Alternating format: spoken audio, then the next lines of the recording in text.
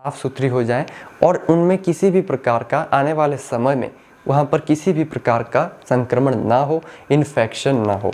तो इस तरह से आप किसी भी एंटीसेप्टिक का घोल बना सकते हैं। सेवलॉन का बनाओ, पोविडॉन का बनाओ, इसके अलावा ढेरों मार्केट में मिलती हैं, जो भी आपके बेस्ट लगे उसका अच्छा सा घोल बनाकर आप पशु में इंट्रा यूट्राइन रूट से दे सकते हो। और बाहर से भी वल्वा वेजाइना में भी अच्छी तरह से पशु का जो है वो आपने साफ़ कर लेना है, ताकि मक्खी वगैरह या इस तरह के जो कंडीशंस होती हैं वो पशु में ना होए। उसके बाद क्या होता है कि पशु का जब एबॉर्शन होता है उसके बाद पशु प्लेसेंटा नहीं गिराता है, जो जेर है वो नहीं गिराता है। तो आपने क्या करना है कि हमने पिछली क्लास में और जो PDF फाइल 1 है आपके पास, उसमें हमने ट्रीटमेंट के बारे में बात की थी कि जो पशु है वो अगर जेर नहीं गिराता है तो उस कंडीशन में पशु में आप क्या इलाज कर सकते हो। तो सिंपली आप अगर जेर वाली कंडीशन देखिए, और जितना भी ट्रीटमेंट है वो हम आपके साथ शेयर कर रहे हैं, बट जैसे अगर जेर के रिगार्डिंग भी समस्या आती है तो जो जेर वाला ट्रीटमेंट है उस PDF फाइल को आप देख सकते हो, वहाँ से आप नॉलेज ले सकते हो कि अगर एबॉर्शन वाली कंडीशन में भी पशु जेर नहीं गिराता है तो आप जो है वो ट्रीटमेंट कर सकते हो।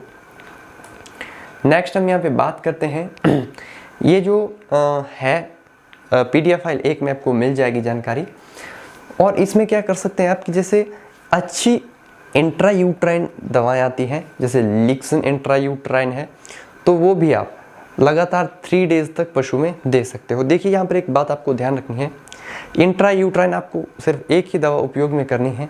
अगर आप पोविडॉन का यूज़ कर रहे हैं तो वो बेस्ट है, उसके पोविडॉन का यूज़ कर रहे हो तब आपको लिक्सन इंट्रा यूट्राइन नहीं देनी है। अगर आप लिक्सन इंट्रा यूट्राइन दे रहे हो तो उसके बाद आपको जो है पोविडॉन का उपयोग नहीं करना है।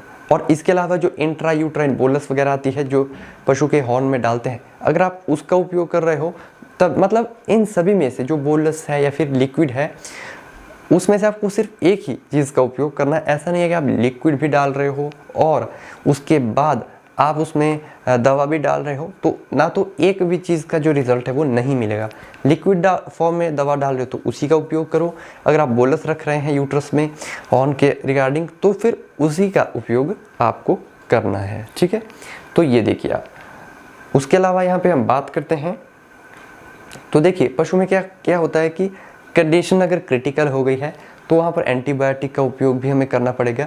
तो एंटीबायोटिक के तौर पर हम टेट्रासाइक्लिन लगा सकते हैं, पेनिसिलिन लगा सकते हैं, क्यूनोलोन्स लगा सकते हैं। देखिए गाइस, यहाँ पर मैं एंटीबायोटिक संबोध कर रहा हूँ। कई दवा इसमें एंटीबैक्टीरियल है, एंटी इफेक्टिव है और एंटीबायोटिक्स होती है, तो इसमें आप नहीं कंफ्यूज मत होइएगा। साधारण शब्दों में आपको समझना है, क्योंकि ये जो एंटीबायोटिक होती है इनमें बहुत सारा जो है कंडीशंस होती हैं, बहुत सारी चीज़ें आपको समझने में होती है, इसलिए मैं आपको नॉर्मल में बता रहा हूँ कि जो एंटीबायोटिक है, एंटीबायोटिक में हम टेट्रासाइक्लिन, पेनिसिलिन या तो क्यूनोलोन्स किसी भी दवा का जो है इस्तेमाल कर सकते हो। उसके बाद विटामिन बी कम्प्लेक्स का इंजेक्शन आपको लगाना ही लगाना है। यूट्राइन टॉनिक आपको देने ही देने हैं, हमने जेर वाली जो क्लास है उसमें भी यूट्राइन टॉनिक के बारे में बात की थी, और मिनरल मिक्सचर भी आपको पशु में देने हैं। यूट्राइन टॉनिक और मिनरल मिक्सचर जो है वो आप उस दिन से ही या नेक्स्ट डे से शुरू कर सकते हो, क्योंकि ये बहुत ही इम्पॉर्टेंट है पशु के लिए। उसके बाद हम बात करते हैं आपके लिए, हम यहाँ पे देखिए एबॉर्शन ट्रीटमेंट। ये जो है सिर्फ आपके, ये जो ट्रीटमेंट यहाँ पर हम बता रहे हैं अभी, ये सिर्फ आपके नॉलेज के लिए है। आप बिना पशु चिकित्सक की सलाह के अनुसार या जो प्रैक्टिशनर है वो इस वीडियो को देखकर या क्लास को देखकर, ये सिर्फ मैं आपको समझाने की कोशिश यहाँ पे होती है, बट इसका जो इस्तेमाल है वो आपको नहीं करना है। अब देखिए, ये आपसे रिक्वेस्ट मैं कर रहा हूँ, देखिए गर्भाशय की सफाई एबॉर्शन के केस में सबसे पहला जो हमारा काम होगा वो होगा, जैसे ही पशु ने बच्चा गिरा दिया है तो पहले तो आपको क्या करना है कि ये देखना है कि पशु ने जेर गिराई है या फिर नहीं। अगर जेर नहीं गिराई है तो जेर का ट्रीटमेंट आपको करना है। जेर का ट्रीटमेंट मैंने आपको बता दिया, पिछली कक्षा हमने लगाई है, तो उसमें से आप किसी भी दवा का उपयोग जो है वो पशु चिकित्सक की सलाह के अनुसार कर सकते हो, तो वो जेर गिराने में मदद कर सकती है। अगर नहीं गिराता है पशु तो फिर हाथ से निकालना पड़ेगा, और उसका भी पूरा प्रोसीजर हमने बात की है। तो देखिए, जो हमारा पहला जो काम रहेगा वो रहेगा, एक तो प्लासेंटा के बारे में जानकारी लेना, निकला है या नहीं, उसका ट्रीटमेंट करना, और गर्भाशय की सफाई करना, ठीक है जी। गर्भाशय की सफाई करने का जो मतलब ये है, उसमें हम अब या तो आप इंट्रायूट्राइन डाल सकते हो, किसी भी बेस्ट दवा को जो मैंने आपको बताया। यहाँ पर मैंने जैसे हम फील्ड में जाते हैं तो गर्भाशय की सफाई के लिए, यानी कि सर्विक्स, यूट्रस, यूट्राइन हॉर्न की सफाई के लिए, जो उसमें अंदर जो प्लासेंटा भी निकल जाता है, उसके बाद भी जो गंदा मटेरियल होता है, कुछ एक लिक्विड फॉर्म में होता है, कुछ एक जो चीज़ें होती है तो वो निकल जाती है। तो फ्यूरेक्स बोलस आती है जिसमें साल्ट होता है नाइट्रोफ्यूराजोल यूरिया पेसरी, ठीक है। तो 4 बोलस का ये पैकेट आता है। तो बोलस जो है वो गाय, भैंस, भेड़, बकरी में हमें देनी होती है, ठीक है जी।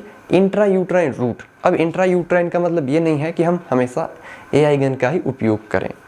इंट्रायूट्राइन का मतलब होता है कि आप जैसे हाथ में आपने दवा ली और उस समय सर्विक्स का मुंह बिल्कुल खुला होता है, बच्चेदानी का जो मुंह होता है वो सही तरीके से पूरा खुला हुआ होता है। तो बोलस को लेते हैं और सीधा बच्चेदानी में लाइक सर्विक्स में रखते हैं। और ये लेफ्ट और राइट मतलब कंडीशन के हिसाब से रख सकते हो। देखिए क्या करना है कि जो इन्फेक्टेड हॉर्न्स होते हैं दोनों में, तो कैटल बुफेलो में जैसे 4 बोलस हम, जैसे 2 बोलस एक हॉर्न में और 2 बोलस दूसरे हॉर्न में, या यूट्रस में भी आप रख सकते हो। उसके अलावा गोट और शीप में 2 बोलस पर इन्फेक्टेड हॉर्न, यानी कि 1 बोलस आप एक हॉर्न में या फिर 2 बोलस जो है दूसरी बोलस आप दूसरे हॉर्न में। और इसकी जो डोज है, देखिए इस दवा का उपयोग सावधानी पूर्वक करना है किसान भाइयों के लिए। ये सिर्फ नॉलेज के लिए है, मैं आपको बार बार इस चीज़ से अवगत करवा रहा हूँ। और ज़रूरी नहीं है कि यही ट्रीटमेंट आपको करना है। तो देखिए कंडीशन के हिसाब से जो एनिमल का डॉक्टर है, पशु चिकित्सक जो डॉक्टर है, वो इसकी डोज रेट को आगे पीछे भी चेंज जो है वो कर सकता है कि क्या कंडीशन पशु में देखने को मिलती है। दूसरी बात वही आ गई, अगर प्लेसेंटा की आपको जानकारी लेनी है, अगर लग रहा है कि पशु प्लेसेंटा गिरा दिया है तो आप उसका ट्रीटमेंट नहीं करना है, कोई ज़रूरत है नहीं। अगर नहीं गिराया है तो फिर आपको प्लेसेंटा का जो ट्रीटमेंट है वो करना है। इसके लिए कुछ एक मेडिसिन आती हैं, वो आप रख सकते हो। उसके बाद हम यहाँ पे बात करते हैं जैसे एंटीबायोटिक। यहाँ पर अगर हम देखिए उसके बाद जैसे हम जो फील्ड में वर्क करते हैं या जो ट्रीटमेंट करते हैं, तो यहाँ पर हम सेफ्टीफोर सोडियम का उपयोग कर सकते हैं, जो 1 ग्राम का आता है। वो बड़े पशु में, गाय भैंस में इजी लगाया जा सकता है इंट्रामस्कुलर रूट से। आप चाहे तो 3 डेज तक इसका उपयोग कर सकते हो, नहीं तो आप फर्स्ट डे अगर कंडीशन नॉर्मल है तो आप पहले दिन ही इसका उपयोग कर सकते हो। नेक्स्ट डे आपको आवश्यकता नहीं है। अगर कंडीशन आपको लग रही है तो 3 डेज तक इसका उपयोग किया जा सकता है। दूसरे नंबर पर किसी भी आप विटामिन का उपयोग कर सकते हो। विटामिन बी कम्प्लेक्स का उपयोग किया जा सकता है। लार्ज एनिमल में 10 ml लगाया जाता है इंट्रामस्कुलर रूट से 3 दिनों तक, और छोटे पशुओं में 3 से 5 ml लगा सकते हैं इंट्रामस्कुलर रूट से 3 डेज तक। उसके बाद एंटीहिस्टामिन भी हमें यहाँ पे लगाना ज़रूरी है, तो एविल लगा सकते हैं आप लार्ज पशु में 5 से 10 ml इंट्रामस्कुलर 3 डेज तक। इसके अलावा CPM का भी आप इस्तेमाल कर सकते हैं। उसके बाद क्या है कि जब इस तरह की कंडीशन पशु में होती है दर्द के रिगार्डिंग, या तो पेन के लिए भी हमें इंजेक्शन लगाना पड़ता है। तो आप यहाँ पर हम बात करते हैं टॉल्फिनामिक एसिड की। तो लार्ज पशुओं में 4 mg पर kg बॉडी वेट लगाया जाएगा इंट्रामस्कुलर रूट, और छोटे पशुओं में 2 mg पर kg बॉडी वेट के हिसाब से लगाया जाएगा इंट्रामस्कुलर रूट से।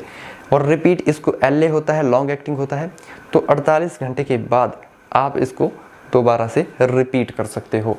तो ये हो गया हमारा एक नॉर्मल सा जो ट्रीटमेंट है। इसी के साथ ही आपको जैसे यूट्राइन टॉनिक पशु को देने हैं, बहुत सारे यूट्राइन आते हैं, यूट्रोनोम करके आता है, वो आपने देने हैं।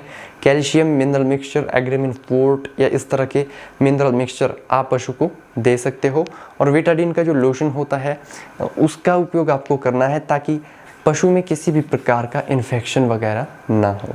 और ये सभी कंडीशन आपको पशु चिकित्सक की सलाह के अनुसार ही करनी है। उसके अलावा क्या करना है कि जो पशु है उसको आपने क्या करना है कि जैसे फिनाइल है या कोई भी आपको मैंने मेडिसिन बताई थी, तो उन दवाओं का उपयोग आप आसपास के एरिया में छिड़काव कर सकते हो, ताकि जो बैक्टीरिया है या वायरस है या जो परजीवी है वो आपके पशु के आसपास ना आए, और पशु को पतला और हल्का चारा खिलाए, ताकि अच्छी तरह से ईजी वे में वो डाइजेस्ट कर पाए। और क्या करना है कि जो डेड फीटस पशु ने निकाला है एबॉर्शन में, उसको अच्छी तरह से डिस्कार्ड कर देना चाहिए, ठीक है, और ताकि उसका जो संक्रमण है वो अन्य पशुओं में ना जाए। और खुद भी जैसे ब्रूसेलोसिस बीमारी होती है तो वो पशु से आदमियों इंसानों के अंदर भी आने की संभावना रखती है। तो इसीलिए इस तरह की कंडीशन जब भी होती है एबॉर्शन की, तो प्रॉपर मास्क वगैरह, ग्लव्स वगैरह डाल के उसके बाद आप पशु का ट्रीटमेंट या फिर इलाज जो है वो कर पाओगे। तो ये महत्वपूर्ण कंडीशन है जो कि मैंने आपके साथ यहाँ पे शेयर की है। तो आज हमने एबॉर्शन के बारे में पूरी जानकारी ले ली कि एबॉर्शन क्या है, कैसे होता है, क्या इसके कारण हैं, क्या पशु में सिम्टम्स देखने को मिलते हैं, कैसे डायग्नोसिस करना होता है, किस कंडीशन में क्या ट्रीटमेंट करना होता है, साधारण कंडीशन है तो आपको क्या ट्रीटमेंट करना है, क्रिटिकल सिचुएशन है तो उसमें आपको क्या ट्रीटमेंट करना है। अब एक मेजर सवाल आपके दिमाग में ये होगा कि अगर हमें पता चल गया टाइम से कि पशु में एबॉर्शन होने वाला है या होगा, तो उस कंडीशन में हमें क्या ट्रीटमेंट करना चाहिए। तो इसमें मैं YouTube पर आपको वीडियो डाल दूंगा, तो वहाँ पर ये, क्योंकि जानकारी सभी लोगों के लिए है, एबॉर्शन पशु का कैसे रोकना चाहिए, तो ये पब्लिक को भी पता होना चाहिए। तो इसकी जो वीडियो है वो मैं YouTube पे अपलोड कर दूंगा, तो उस वीडियो को आप जाकर ज़रूर वहाँ से देख सकते हैं। कोई वहाँ पे बड़ा काम नहीं है, कुछ एक बातों का हमें ध्यान रखना है। जो मोस्ट ऑफ इम्पॉर्टेंट चीज़ थी वो हमने यहाँ पे बात कर ली है। और मैं आपको ये भी बता दूँ कि प्रोजेस्टेरॉन हार्मोनल इंजेक्शन आता है जो कि पशु में एबॉर्शन को रोकने का काम करता है। इसके बारे में मैंने आपको जानकारी बताई है वेटनरी मेडिसिन की जो हमने क्लासेस ली उसमें, कि पशु के एबॉर्शन को रोकने का कौन सा इंजेक्शन है, तो वो है प्रोजेस्टेरॉन का, और उसका उपयोग बहुत ही सावधानीपूर्वक पशु में किया जाता है। इसके ऊपर मेरे चैनल पर डिटेल से वीडियो बनी हुई है, उसको भी आप जाकर चेकआउट कर सकते हैं। मिलते हैं नई क्लास में।